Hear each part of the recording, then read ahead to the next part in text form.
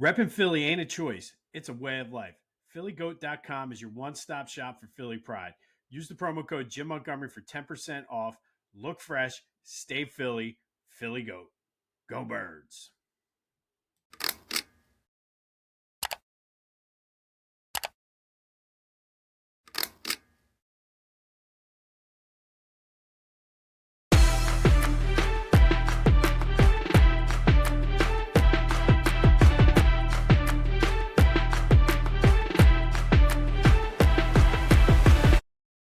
What's up, everyone? Welcome to this day in Philly sports history for August 13th, 2025. I'm your host, Jim Montgomery. Welcome to a Wednesday edition of the podcast. Happy hump day to everybody out there. Got a lot to get to today, so let's get right into it. But first, I can't tell you enough. Go to Philly Goat, scroll through the site. I feel like every time I see it, there's a new shirt. Ones that I've missed. So go to Philly Goat. Be sure to use that promo code. Obviously, the hot shirt right now after the Phillies called it the other night is the Go Phils with all the Phils listed. One of my favorite shirts that Philly Goat has. So go to Philly Goat. Have to give them a shout out for that. Being recognized by the Phillies broadcast booth for the Go Phils shirt, which is absolutely amazing. On the field was not good last night for the Phils. 6-1. Offensively, they couldn't get it going, and you've won 4 in a row. I think it was 7 out of 8. So obviously, you're going to have games. You're not going to win them all. But the more concerning thing is the starting pitching now. Ranger Suarez did not look good. His velocity was down. We saw that with Sanchez to a certain point. We've seen it with Wheeler and now Ranger. I'm not sure what's going on, but help is on the way. Nola made his final, hopefully, start at AAA last night. Was solid, gave up 2 runs, struck out 11, I think like 5 2/3 innings. Not sure how it's going to play out. They may be looking to have him pitch later this weekend. And then from there, who knows? Before, when it was just Wheeler, I'm like, okay, let Wheeler skip a start or something like that. But now it's Ranger, and I don't know if some of this comes from overuse earlier this season, whether it's just a blip on the radar, but it is starting to become concerning, and we'll see how it goes. And there's a lot of options on the table. I'd be hesitant right now with the way that Zach and Ranger both have been pitching recently to take Taijuan out of the starting rotation. Maybe you do a 6-man rotation when Aaron Nola comes back. Maybe you maybe skip a start here or there for Ranger and Zach and let them get geared up. And I'd rather have them set out now in September than wait, or I'm sorry, in August than in September, because you want them starting to ramp up for the postseason in September. So we'll see how it plays out, but it is a little concerning. And I don't know. That's today's question of the day. Is there cause for concern with the starting rotation, or is this just a little blip on the radar? We've heard it 1,000 times this past couple seasons, actually. That's just baseball. So let me know your thoughts. Hit me up on the Back to the Future voice and text line 267-495-8531. That'll get you into the Back to the Future voice and text line. Hit me up on any of my socials. Go to the Discord channel, which is the first link in the description. I'm not ready to be concerned yet, but my radar, my spidey senses are tingling with this, because for Ranger, it's been since the All-Star break. Zach Wheeler hasn't looked sharp.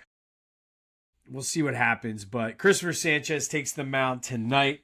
Well, this evening, a random 5-10 game in Cincinnati for the Phils, but Christopher Sanchez looks to get the Phillies that series win. But let me know your thoughts, whether we should be concerned with the starting rotation right now, who has been so good the entire season. That's why I'm not ready to hit the panic button yet. Maybe it's just, you know what, the ebbs and flows of baseball. And at this point, when things like this started happening last year, the offense was non-existent, but the offense has been keeping them in games. So we'll see what happens there. But I don't know. I mean, it's like I said, my radar is up, and I'm watching this closely now, but let me know your thoughts on whether we should be concerned or not. And then there's a lot of talk yesterday about Kyle Schwarber's comments after the game the other night, uh, which I don't get. Essentially, if you missed it, what he said was he was asked during an interview post-game about whether or not he'd consider signing in Cincinnati, where he's from, his hometown team, and he was very non-committal, which I think the way he's handling the entire thing, I didn't take issue or see any concern with what he said at all. He said, "We'll see what happens if if it works out. If it doesn't," he said, "Childhood Kyle would absolutely love to play for your hometown team, but it's a business." And when this dude is handling this whole situation, so the people that are freaking out, like, "Oh my goodness," and then yesterday he threw out the first pitch to his dad at a Reds game, which is kind of funny, but I don't think you make much of it. I think the Phillies are going to do everything they can to try to re-sign him, but man, like making such an issue out of the fact that he's handling the contract and everything the right way, not disparaging the team, not saying I want to be here or anything like that. Just everybody take a deep breath. Let's focus on the starting pitching right now. We'll deal with Kyle Schwarber later. Let's just enjoy the ride as we go. But Reds, Phillies today at 5:10. I don't know what that is. After school special, maybe? I don't know. But that does lead to yesterday's trivia question. I asked you, for the Reds and the Phillies, what two players were all-stars for both teams since 2000? That would be Nick Castellanos, who was the obvious one, and Scott Rowland. A lot of people forget that he went to Cincinnati and had a couple good years at the end of his career. So Scott Rowland and Nick Castellanos, the only two players to be all-stars for the Reds and the Phillies since 2000. Union are in action tonight. They take on the New York Red Bulls in the U.S. Open Cup quarterfinals. If you've been following this is the game that about a month ago was rained out due to the thunderstorms that came through. So hopefully the Union are able to get this, because this would be a cool little trophy to add to the case en route to hopefully an MLS Cup. But Union, Red Bulls tonight, U.S. Open Cup quarterfinals. And then the Eagles will have a joint practice today and tomorrow with the Cleveland Browns. Usually, a lot of people are saying, and recently, in the way the trend in the NFL has gone, these practices sometimes mean more than the preseason because the starters are actually going to get some reps against an opposing team. So looking forward, yes, it's the Browns, but I still think it's a good measuring test. Their defense is coached by Jim Schwartz, so they're a solid defensive team. Anxious to see Shedeur Sanders, even though you're not going to see much during practice. That'll be more this weekend. But I think this is big for the corners. Adoree Jackson, Keely Ringo, and Jacorian Bennett to work against other receivers and really kind of separate themselves, because I feel Adoree Jackson right now, from the last thing I read, is slightly ahead of Keely Ringo, but the two of them have been back and forth all training camp, and then you have Jacorian Bennett, who's still getting up to speed. But I think that cornerback spot opposite of Quinyon is wide open, and who wants to take him? So we'll see. And it does seem as though Brett Toth is going to be filling in for Landon Dickerson, which makes sense. It's not a long-term missing time for Dickerson. I don't know if he'll be back for the opener, but I see him being back within the first quarter of the season. So putting Brett Toth in there really makes sense to me. But Eagles, Browns, joint practices today and tomorrow. We'll have updates on them tomorrow. Tomorrow on the show. Let's get into some housekeeping. First, be sure to follow me on social media at Jimbo_Mott on Twitter and TikTok. On Instagram at Philly Jimbo. Subscribe to the YouTube channel. Continue to spread the word as we grow this thing. And then recapping yesterday's question of the day, we did the top 5 moments for the first 25 years of the century in Philly college sports. We said the question was, is Chris Jenkins' buzzer beater the top moment 100% of you said yes, and it was not even particularly close. Even me, staunch non-Villanova guy and a huge Temple guy, I had to go. That's the biggest moment. So thank you to everybody who participated. We will have another question of the day later in the show. But let's get into today's top 5 for the first 25 years of the century. Today we're going to talk a little hockey and go to the top 5 Flyers moments. We do have some honorable mentions. Who could forget the 2020 run in the bubble? When the Flyers somehow, when they restarted the season, were able to go on a run and get like the 1 seed or 2 seed and go on a little bit of run, kind of like an outlier in the Flyers playoffs.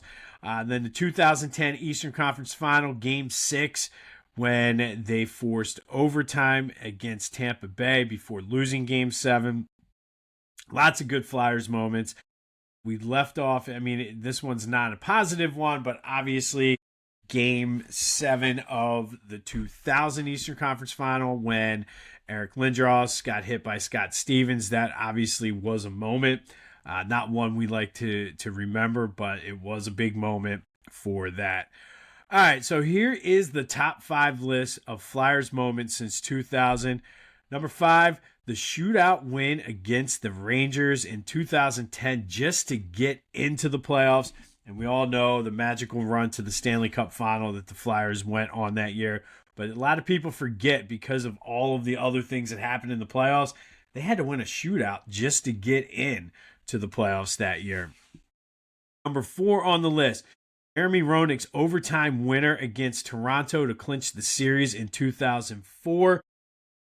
It was the conference semifinals. But prior to that, Sammy Kapanen got leveled, could barely make it off of the ice. And as soon as he was brought over, that's when Roenick came down on a 2-on-1 break and scored the goal to end that series. Number 3 on the list, 2012. I remember this one well. It was the shift is what it's called. Claude Giroux against Sidney Crosby opened the game in the playoffs. I believe it was Game 4. Of the 2012 first round playoffs, but he comes out and they had fought the night before, or the game before, comes out, levels Sidney Crosby, and then within 30 seconds scores a goal, kind of setting the tone for that game. So you always love it when our number 1 sports villain gets his butt kicked. All right, the number 2 Flyers moment since 2000, Game 7 of the Eastern Conference quarterfinals against the Bruins. Flyers were down 3-0 in the series, battled back to force Game 7, quickly got down 3-0 in Game 7, only to come back and win the game and move on to the conference finals to take the win and make the most improbable comeback that I've ever seen in any sport. Down 3-0 in the series, down 3-0 in Game 7, only to come back and win. And obviously, the number 1 Flyers moment since 2000 happened in 2000, and that is Keith Primo's overtime game winner in Game 5 against the Penguins. That epic, just marathon of a game. I'll never forget it. It was you were up, you were down, you were sleeping, you were awake. It was just outstanding. But that is the number 1 Flyers moment since 2000. What do you got? Who did I miss? Who's too high? Who's too low? Is there something that should have been on there? Plenty of Jeff Carter and Mike Richards moments you could have put on there. But who did I miss as the Flyers' top moment since 2000? To me, Keith Primo, the 5 overtime game winner in 2000, takes the top spot. This day in Philly sports history is proud to be a part of the Clashing Conferences Sports Fan Network, a growing community of diehard fans turning their sports passion into something special. Whether you're looking for unique shows, want to launch your own podcast but don't have the time, or need production services, the ClashingConferences.com has everything you need. Explore fan-driven content, become a member, or tap into their media services to level up your brand. That's ClashingConferences.com, where fans' voices get heard. All right, it is Wednesday. That means it's time for What If Wednesday, brought to you by Lotwin. Get your 3D custom hype chains. These things are great for fantasy football winners and losers. So go to lotwin.com, use the promo code TCCPOD for 10% off of your order. And today for What If Wednesday, in honor of Ryan Sandberg, who just recently passed away. Lots of Phillies ties in there. He was the manager, not only with the big league club, but also down at Lehigh Valley. Got his coaching start and worked his way through the Phillies system, but originally was a member of the Phillies. He was traded in 1982 with Larry Bowa to the Cubs for Ivan De Jesus. But we're going to think about and discuss, what if the Phillies had kept Ryan Sandberg? What if could he have had the same impact, the same career if he stayed in Philly? And I guess you start right with the 1983 season, a season in which the Phillies went to the World Series. Joe Morgan started at second base for the Phillies. Had Ryan Sandberg been the guy, I mean, in 1983, he had a better season than Joe Morgan. Joe Morgan was not good in the NLCS, but did have a solid World Series. We talked about it the other day, where he hit 2 home runs. Ryan Sandberg had a breakout season in 1984, so I think it would be fair to say by the end of the 83 season, he probably was feeling pretty good. So could he have made a difference and helped the Phillies win the World Series? I don't know. And then you got to also keep in mind, you would have had Larry Bowa still on this team. Granted, a very older, aging Larry Bowa. But maybe that experience changes the way that World Series plays out. You have Ryan Sandberg, who was about ready to explode on the scene in 1984. So maybe that helps Mike Schmidt out, who didn't have a good World Series against the Orioles anyway. You never know. And then speaking of Schmidt, if you have your infield through the mid to late 80s, Mike Schmidt and Ryan Sandberg, that's pretty formidable. I mean, you had Ryan Sandberg, who won the MVP in 84, Mike Schmidt, who won it in 86. So you'd have, defensively, you'd be great in the infield, but then you'd have 2 legitimate bona fide all-stars offensively as well. Maybe they don't fall off as quickly as they do. Maybe they're competitive with the Mets in the late 80s. I mean, in 1986, Phillies were in second place. A lot of people forget that, but they were 20-some games out. Maybe they pushed the Mets a little bit. And I think more so than anything, you'd have a shot to maybe go back to the World Series in 1984. Phillies kind of fell off, but if you have the jolt of Ryan Sandberg coming up and getting ready to have an MVP type season. The Cubs were the ones who went to the World Series in 1984 from the National League. They won the National League East. So it's feasible that the Phillies could have won back-to-back division titles and made it to the World Series that year. 89, the Cubs won the division. Could they? I mean, the Phillies were terrible in 89, but if you have Ryan Sandberg on your team, that transition post Mike Schmidt is a little easier to deal with. Maybe the mentality and the mindset of the team changes. Free agents, I'm sure, would want to come play, because it's like all this team does is produce all-star, Hall of Fame caliber infielders. You never know how just one person like that is going to change out the whole outlook of a team. And then Sandberg would still have been there in 93. Maybe that helps the shortstop situation out. Maybe Mariano Duncan and Mickey Morandini move to short and kind of platoon there, meaning no Kevin Stocker, but we don't have to deal with the Juan Bell situation. And then all of a sudden you throw Ryan Sandberg in with Dalton, Kruk, Incaviglia, Hollins, Lenny Dykstra, that lineup, which was crazy. Maybe they do win the World Series in 93, and then maybe they don't fall off. Maybe none of this happens. Maybe Ryan Sandberg does not even become half of the player he did in Chicago. But who knows? But let me know your thoughts on that. It's always an interesting what if on What If Wednesday. But this one more so than anything, because it's one of the biggest what ifs in Philly sports. Like, what if they kept Ryan Sandberg? And it was just, he's like the poster child for some of the moves that the Phillies made and the players that they let slip through their hands.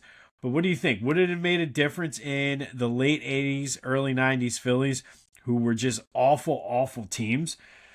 I find it hard to believe that it wouldn't have. I feel I'm a big believer in if you are a good player, one way or the other, you're going to get discovered. And I think Ryan Sandberg, not Ryan Howard, Ryan Sandberg is one of those guys who he would have excelled anywhere. And who knows, maybe the Phillies win a couple World Series with Ryan because, I mean, it's certainly possible he comes in and makes the difference in 83. But let me know your thoughts here on a What If Wednesday, brought to you by Lotwin. Get your 3D custom height chains. Use the promo code TCCPOD to take 10% off of your order.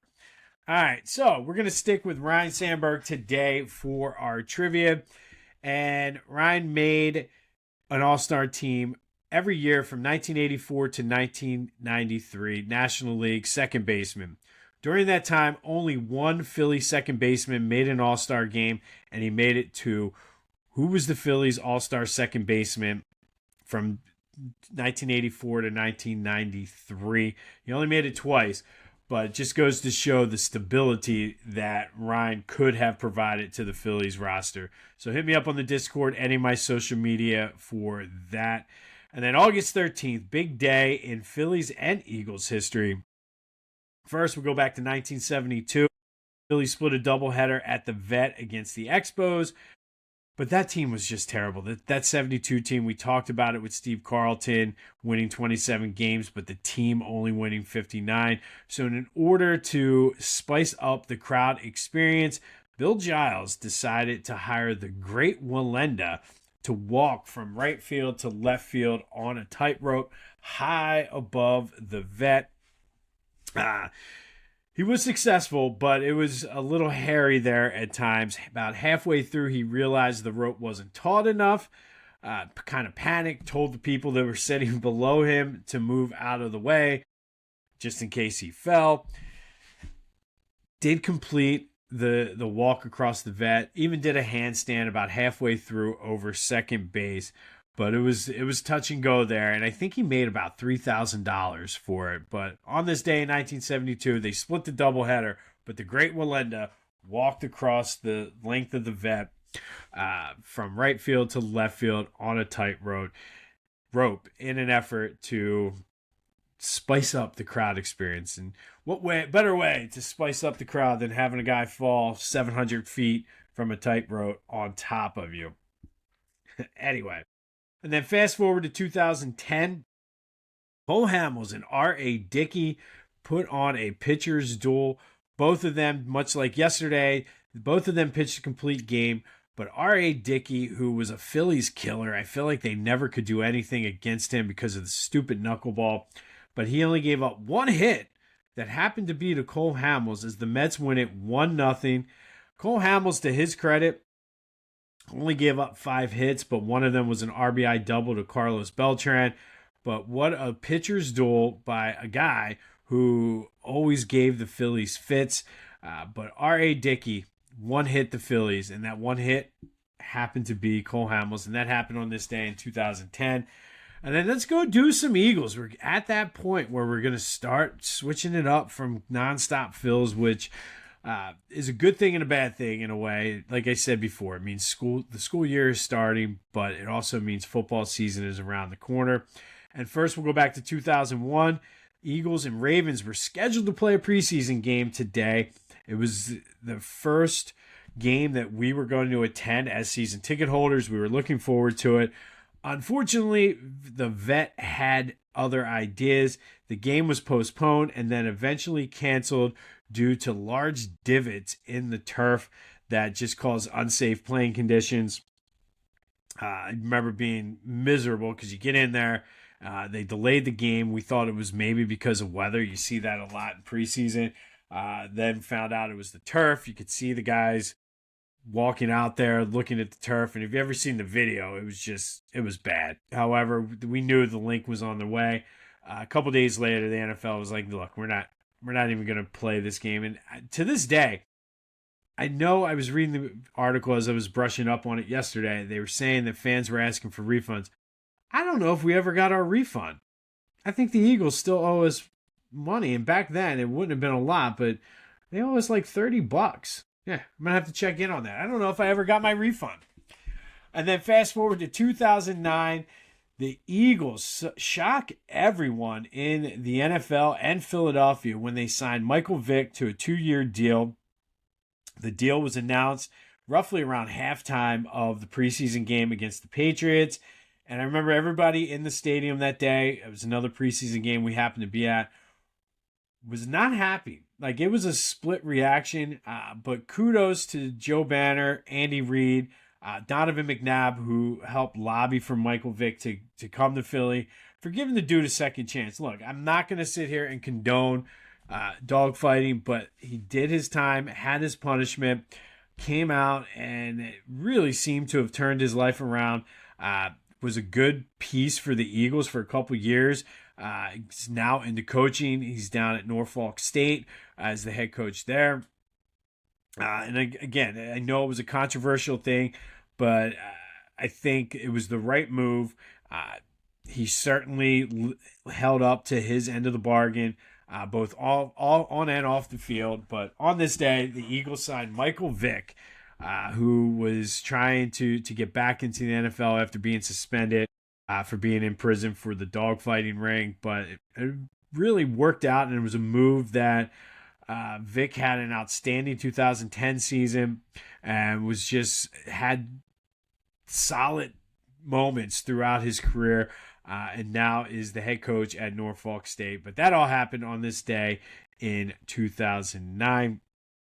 Be sure to check out Beach Caddy. Still not too late to book a trip to the Jersey Shore and let Beach Caddy take the stress out of it. Use that promo code Jimbo for 15% off your order. Don't forget to like, review, subscribe, and comment on wherever you're listening to this, on my social media, all that other good stuff. It all helps us outsmart the algorithm. On this day in 2009, Eagles signed Michael Vick. 2001, the game against the Ravens was canceled postponed and then canceled due to turf issues at the vet. 2010, Cole Hamels and R.A. Dickey put on a show. Dickey giving up one hit to Cole Hamels as the Mets beat the Phillies 1-0. And then in 1972, the great Wallenda walked across a tightrope at the vet, didn't fall, barely almost didn't fall, but that's how you were trying to get butts in the seats back in the 1970s at the vet. We'll have more on the first Eagles-Browns joint practice, the Union's quarterfinal matchup in the league's U.S. Open Cup, as well as the Phillies-Reds rubber match today. Can the Phils take this series? Can Christopher Sanchez put in a dominant performance? And can the offense score anything today? We'll find that all out tomorrow. And don't forget, tomorrow is Throwback Thursday. Lots to get to tomorrow. But this has been This Day in Philly Sports History for August 13th, 2025. My name's Jim Montgomery. Go have yourselves a hump day. And until next time, I'll see you when I see you.